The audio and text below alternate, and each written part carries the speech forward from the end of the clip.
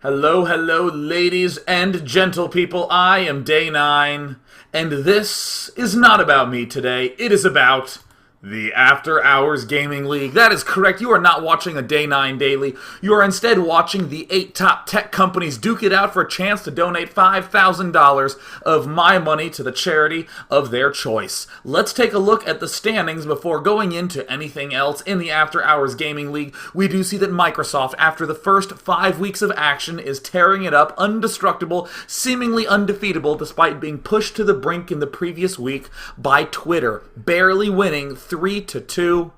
But the important fact is that the top 4 teams qualify for the semifinals of the AHGL, and the winners of the semifinals, as you may predict, advance to the grand finals of AHGL, held on August 19th at Facebook headquarters, where everyone's going to be cheering and clapping and making loud noises with toys they bought from toy stores, because even the people making the best companies in the world magical love to have fun. So let's go ahead and introduce our 2 teams. In the left corner, it is going to be Team Zynga, the makers of Farmville. You might call this a casual game, but do not forget that they are hardcore gamers. And their opponents are none other than Team Google, the people who help you find everything you've ever wanted to know and more. Ladies and gentlemen, this is the After Hours Gaming League. Let's go ahead and hop directly into game number 1, and as a special treat, I just wanted you to know that, oh yeah, sound was enabled for the start of this match.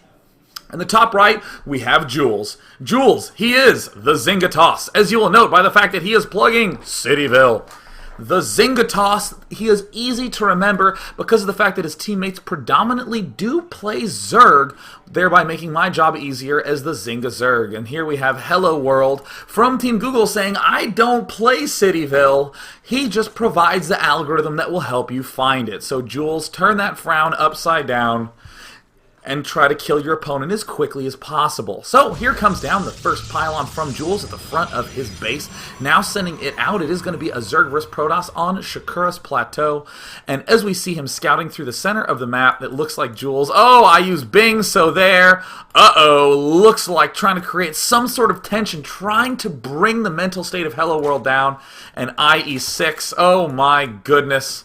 You didn't, Jules, you didn't. And there he is heading up to the north position. He's going to spot Hello World. And now we have the Overlord from Hello World getting close to Jules' base, is going to spot it. We see Jules has already planted down that first pylon at the front. Well, I guess you won't say so when you play Minesweeper. Oh my gosh. I assume MS stands for Minesweeper. I don't know if you guys know this, but I'm pretty good at Minesweeper. I was considering a professional career as a Minesweeper shoutcaster, but unfortunately there's only so many ways you can say, my god, look at that nerd still clicking again and again and again. So I took up StarCraft 2, which is something completely different. Don't worry about it. So anyways, we do see the extractor going down for Hello World, falling down for the spawning pool. And look at Jules. I scouted you first using Yahoo Maps. Unbelievable. Jules certainly knows how to make a sting sting. And Hello World trying to do an expansion, but is he trying to type a retort, or is he going to be trying to plant that hatch? We do see Hello World getting the gas pool opening, allowing him to get the Zergling speed for a little bit better of map control and all that fun pizzazz and jazz. But uh-oh, it looks like the drone is now engaged in entrenched battle with the probe. A drone does beat a probe in a one-on-one fight, and Hello World getting some extra shots off, and whatever map service he is using, Jules has seen that it only takes 3 minutes to GTFO, which is exactly what he'll be doing. We do see the Gateway and Photon Cannon being planted. No expansion yet for Jules, who is indeed going down the Overlord, getting the speed route, and it looks like he has one sad, sad drone working its way on the pylon. I will grow up and be a warrior one day. Drone, this is not the movie Rudy. Blizzard created a specific archetype for you that you cannot change no matter what. Enjoy your future career as a building. Now we see Jules getting to the front of the base, and it looks like he will be peering around. This is one of the most annoying things in the entire world when you, as a Zerg player, are desperately trying to get down your own expansion, and this probe not only builds a pylon, but comes back and builds another pylon. Jules now taking his expansion, building that cybernetics core, not walling off at all, either bold or he just didn't get his building placement right the first time. Keep in mind, you cannot fix mistakes you make in StarCraft. You must simply play flawlessly the next time. And Jules, supply blocking himself. Jules, build a pylon, man. Build it right there. Yeah. Now we do see Hello World taking himself a third base. The Google Zerg is expanding twice at once, really ramping up to go into the deep late game. We even saw Rhett do this exact style against Dignitas' Naniwa at the EU Invitational. Now, though Hello World might not be at Liquid Rhett's level, he is almost certainly as deserving of a $10,000 first place prize and a ticket to compete at BlizzCon. In the north, we see that Jules has taken both of his Vespene gas geysers, thereby allowing him that vast possibility of tech routes. The zap, zap, zap of the photon cannon indicates that a retreat is imminent, and we see absolutely nothing lost by Hello World, but he did get a little bit of information, sees the tech mixture that is down, and if he pops up to the ramp, he can begin to count chrono boosts. If he pops up and sees, for instance, a Forge chrono boosting a +1 weapon, then Hello World can deduce that an attack is coming.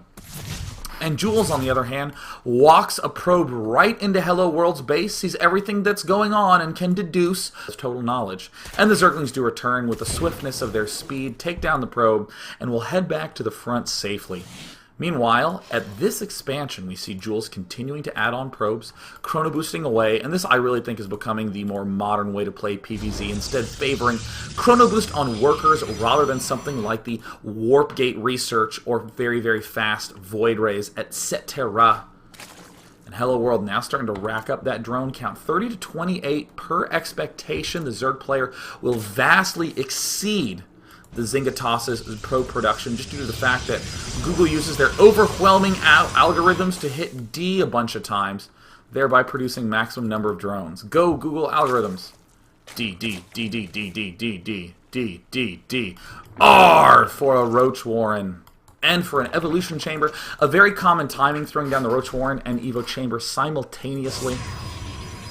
This will absolutely allow you to get into a good position as the game continues. Now, as this game is going on, I wanted to briefly remind all of you that Google is 4-1 in the standings. The Zerg team at 4-1, desperate to keep that number 2 ranking so that they can go to the semi-finals, the AHGL playoffs.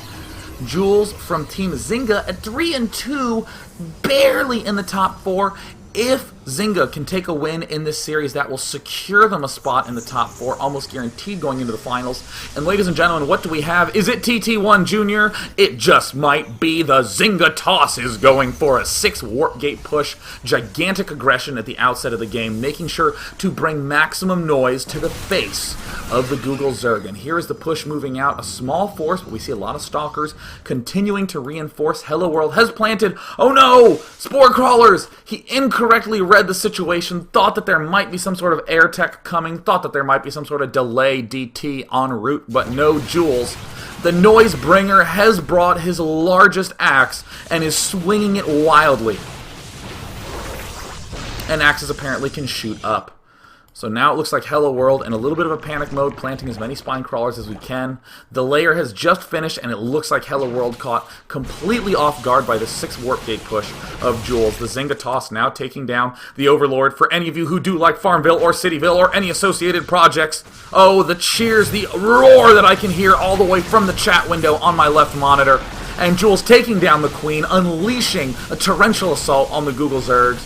3rd expansion. And Hello World desperately using Google to search, how do I buy more money? Hello World, low on drones, low on options. There's the spine crawler planting at the front. It looks like we will see Hello World not die to this a push immediately, but it is looking very grim as the 6 warp gate have cleaned up. And oh no, building roaches at that 3rd base. It's so easy to just box your hatches, hit the R button a bunch of times, churn out a handful of drones. Or excuse me, a handful of roaches for defense, but if roaches are popping out at that vulnerable 3rd base, it can be doom time, and many a crying. So in the unit counting station, we see that Protoss has completely halted worker production, ceasing at 35 workers, and look at this, almost as many stalkers as there are probes on the map, engaging in battle at the front. A transfuse on the spine crawler keeps it alive, but these overlords, you can't fight, you can only just drop puke that makes people a little more slippery and, in other words, move faster. It's a mechanic Blizzard made up. Just deal with it. So we also see that Hello World, the Google Zerg, trying to defend as best he can, doing what he can. Oh, the roaches spring up. The Zelts are going to evaporate almost immediately, but look at that nice arc by the Zynga toss. Jules advancing forward, stepping up. Jules, the player who has put so many wins on the table for Zynga. Can he do it again here? It looks like the Google Zerg running low on options, now bringing the the drones to the front. The carcasses of Zerglings are all that remain, and in the production tab we see 9 fancy schmancy roaches. In the unit tab it's 6 roaches versus a spine crawler. 3 Zealots, 2 Zealots now, 12 Stalkers, a full Brood War control group. Do you remember control groups, you guys? Ignore the nostalgia, there's battle going on at the front of the base. And amazingly, the Google Zerg has held on for a little bit longer, but more Protoss units continue to morph in. The Google Zerg Hello World, the CS 101 program name, is looking like he may have forgot a semicolon in his build. Poor Jules. Actually, not poor Jules, unless you feel bad for people who win with giant amounts of units. Poor Hello World. The Google Zerg starting it off, losing his natural expansion, and now as Jules parades up to the front, a couple of drones, feeling particularly frisky. But again, this is not Rudy. And even in the movie Rudy, there were not 2 of them. And there's the good game. And as we see, it looks like Team Zynga able to take the win in game number 1. Congratulations to Zynga. They put themselves up in a pretty comfortable position. As we once again take a look at those standings, we can see that indeed Zynga desperately needs to take a win in week 5 to get out of that 3-2 position, to get out of that solid rank 4 spot, and possibly climb their way into the top 3. So as we move in to game number 2 here in the After Hours Gaming League, we're going to find out, is Zynga going to extend their lead to a 2-0, or will Google be able to pull the comeback? My name's Day9. We will be continuing right after this.